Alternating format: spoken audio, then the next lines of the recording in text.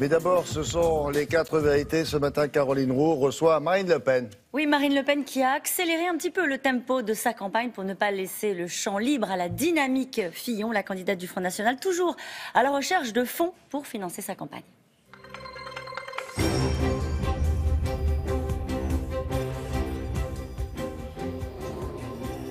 Bonjour, Marine Le Pen qui est déjà en train de commenter mes propos sur la dynamique Fillon. On va en parler de la dynamique Fillon.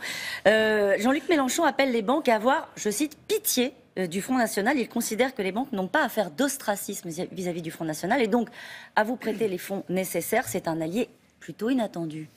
C'est une vraie question de fond, c'est une vraie question démocratique. À partir du moment où le système bancaire français se considère comme un acteur politique qui peut décider à qui il va prêter et à qui il refusera de prêter en gênant donc sa candidature, ça pose, je trouve, un problème de fond. Et c'est vrai qu'on s'étonne de voir M. Mélenchon arriver à trouver des prêts, semble-t-il, sans difficulté. On s'étonne de voir l'UMP soutenu par les banques, puisqu'ils ont 80 millions d'euros de dette, et ça dure depuis des années et des années, et que notre campagne ne puisse pas trouver un accès tout à fait légitime.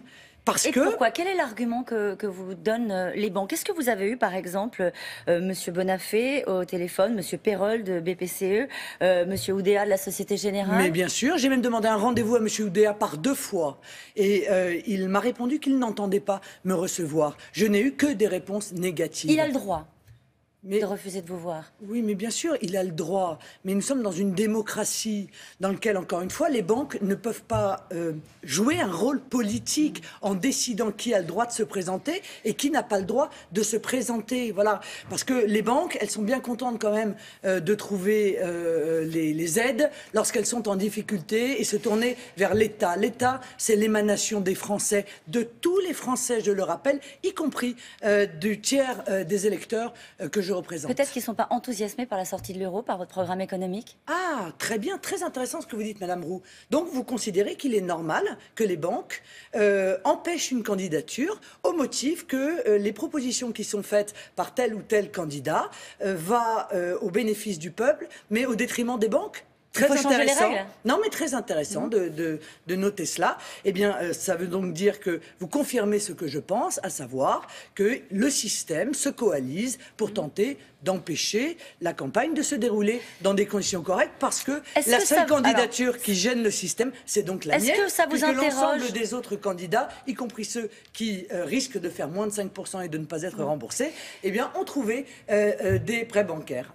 Est-ce que ça vous interroge sur ce qu'est encore le Front National? Je vois que vous avez le petit logo de votre campagne, de la France apaisée, de la campagne de Marine Le Pen.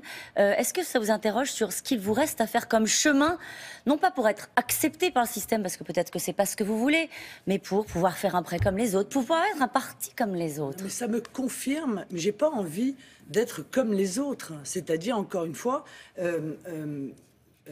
soumis au système. Mais ça me confirme dans l'idée que le système est profondément antidémocratique et qu'il usera de tous les moyens à sa disposition pour tenter de mettre des obstacles devant une candidature qui clairement est la candidature au nom du peuple français et contre les intérêts particuliers, contre les intérêts catégoriels que le système sait si bien défendre. Mais est-ce que ça raconte pas l'idée qu'il y a toujours un plafond de verre avec le Front National?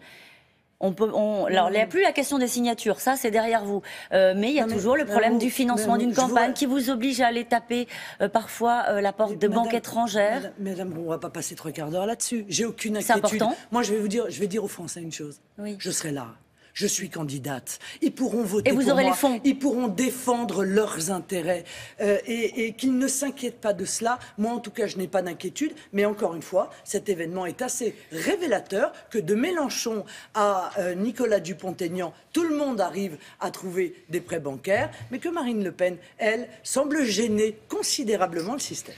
François Fillon, on en parlait avant de commencer cette émission. Vous aviez annoncé une entrée en campagne en février. La victoire de François Fillon qui fait figure de favori, en tout cas si on regarde encore les sondages de cette présidentielle, vous oblige-t-elle à entrer en campagne plus tôt? Vous aviez dit c'était février. Et puis on vous a vu sortir du bois plus tôt. Oui, j'étais impatiente. Oui. J'étais impatiente quand on me connaît, quand on connaît mon caractère. J'étais impatiente d'entrer dans cette campagne. Donc j'ai suivi mon instinct et je suis entrée dans cette campagne au moment où il me semblait nécessaire de le faire. Vous avez été un peu bousculé par la dynamique Fillon? Mais il n'y a pas de dynamique Fillon, Madame Roux.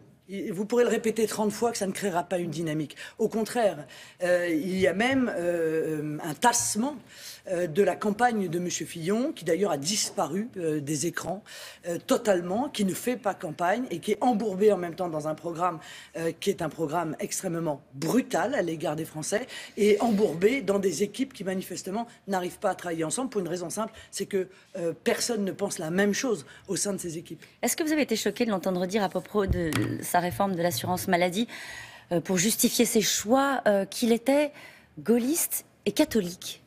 Et chrétien. Et chrétien. Oui, ça a créé, vous vous rendez bien compte, un sentiment de malaise. Hein. Un sentiment de malaise parce que les Français sont évidemment très attachés à leur foi, à leur croyance religieuse lorsqu'ils en ont. Mais l'utilisation de cette foi, c'est l'utilisation opportuniste de cette foi. Oui, opportuniste pour se défendre d'une critique politique. Je trouve que c'est en même temps profondément contraire à la laïcité, donc contraire aux valeurs qui sont les nôtres, et éminemment contestable. Qu'est-ce qui vous choque le plus? Qu'il y ait une arrière-pensée électoraliste ou alors l'idée de justifier des choix politiques par ses convictions religieuses? Je pense que c'est justifier les choix politiques par les convictions religieuses, car comment allons-nous lutter contre le communautarisme, Madame Roux, si nous lançons ce signal-là? Comment allons-nous nous opposer à ceux qui, demain, voudront faire de la politique au nom d'une religion, comme par exemple l'islam, si M. Fillon utilise ce type d'argument sur la sécurité sociale? Parce qu'en réalité, il s'agissait pour lui de se défendre d'une critique tout à fait justifiée qui était faite sur la brutalité de son projet qui consiste à casser la sécurité sociale. Prenons un exemple, là, on est en pleine grippe. Il se passera quoi si M. Fillon mettait en place son projet? Il n'y aurait plus de remboursement des frais liés à la grippe, de la vaccination pour les personnes âgées. Tout ceci, évidemment, rompt totalement avec le système de protection sociale auquel nos compatriotes sont attachés. Un mot sur Trump. Vous êtes invité à l'investiture de Donald Trump? Non, mais je n'ai pas de raison non plus de l'être. Je vous pose la question. Est-ce que vous avez l'ambition de le rencontrer avant d'ailleurs la présidentielle ou pas du tout? Non mais permettez-moi, au-delà de ces considérations qui ont en fait peu d'intérêt, ce qui est très intéressant, c'est ce que M. Trump est en train de faire en ce moment. Il est en train de mettre en place les mesures pour lesquelles je plaide depuis des années et dont on m'a toujours dit, dans la classe politique et médiatique, qu'elles étaient impossibles à mettre en œuvre. On va dire ce que c'est. Il a fait plier les constructeurs automobiles américains. Il les rapatrie. J'allais le dire. Les il met en place un aux patriotisme économique, un protectionnisme intelligent. Il dit aux constructeurs américains, si vous voulez aller faire vos voitures à l'étranger, construire vos voitures à l'étranger, alors vous paierez une taxe en les réimportant aux États-Unis. Ce que je veux, c'est que vous relocalisiez vos usines aux États-Unis. Donc vous dites la même chose à Renault, de fermer les usines au Maroc et de produire en France, ou des usines en Slovénie? Il a obtenu ça. Ça veut dire quoi? Ça veut dire que le volontarisme en politique peut beaucoup. Et oui, ça ne me choquerait pas, bien au contraire, d'expliquer aux entreprises françaises qu'elles ne peuvent pas impunément échapper à l'impôt qu'elles devraient verser en France, qu'elles ne peuvent pas impunément délocaliser leur production en créant les conditions ou en aggravant les conditions d'un chômage de masse, et qu'il va falloir faire des choix, le choix du patriotisme économique. On paiera les voitures plus chères? Mais non, on ne les paiera pas plus cher parce que, croyez-moi, il y a beaucoup d'entreprises qui, de fait, relocaliseront en France et, par conséquent, permettront d'offrir en même temps des voitures de très bonne qualité, car nos industries sont des industries performantes, à des prix acceptables, mais en contribuant à la création de l'emploi national. Donc vous avez retenu 2-3 éléments de la méthode Trump. Non, j'ai envie de dire qu'il met en œuvre ce pourquoi je plaide depuis maintenant des années. Merci beaucoup Marine Le Pen, c'est à vous William. Oui, Caroline, à demain.